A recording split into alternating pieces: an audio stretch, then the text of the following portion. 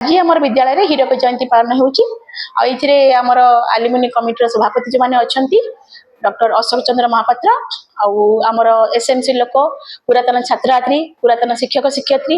एवं छात्री महामिलन घटी कहले चले आ बहुत सुंदर प्रोग्राम है। महामहिम राज्यपाल महोदय उद्घाटन कर अवसर एक स्मरणिका उन्मोचन होती छात्री मैंने साइंस एग्जिबिशन आर्ट एग्जिबिशन प्रदर्शन करते वृक्षरोपण कार्यक्रम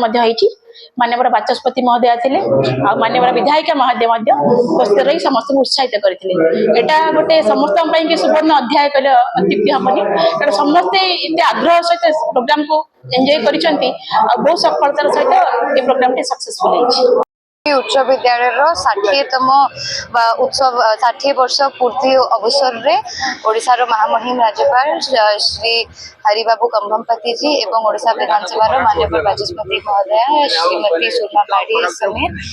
पद्मश्री प्रोफेसर अशोक महापात्र जी एवं अन्य अतिथि वृंद स्टूडेंट्स एलुमनाई समस्त उपस्थित थे। आज ये समारोह रे उत्सव रे जोग देकी बहुत खुशी एवं आनंद तो अनुभव होउची किंतु ता सह जहा सब दायित्व हम ऊपर अछि तार आभास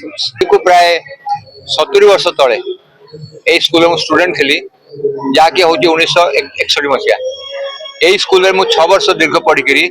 पुरी कॉलेज पढ़ी। यही भार्गवी हाई स्कूल हूँ गोटे पवित्र स्कूल बहुत प्रख्यातन स्कूल था से अंचल गोटे स्कूल था वीर नरसिंहपुर गोटे साक्षीगोपाल और जिला स्कूल और विश्व विद्यापीठ यदि पुरी देखा 3 स्कूल गदाधर विश्व विद्यापीठ जिला स्कूल और ये साक्षीगोपाल हाई स्कूल पंडित गोपाल दास करते 1919 आईटा 1942 45 जहाँकि आज तार 80 वर्ष पूर्ण है किंतु आम आज तार डायमंड जुबली हीरक जयंती बनाऊँ।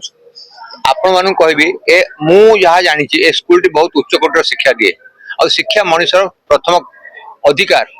कर्तव्य नहीं अधिकार आम ह्यूमन राइट जो कहूँ आम फंडामेंटल राइट रे खाद्य शिक्षा मो रोटी कपड़ा मकान आदि आम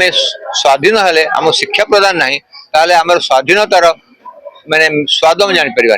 कारण बहुत लोग अच्छा पाठ पढ़ी ना तेणु यही स्कूल गुड़ाक जिते आप गुणगान कम पड़ो। आज महामहिम आम बहुत पवित्र महापुरुष माल्यार्पण कले आप देखिथे तेणु ए स्कूल बर्तमान ए एरिया गोटे उत्कृष्ट स्कूल छड़ा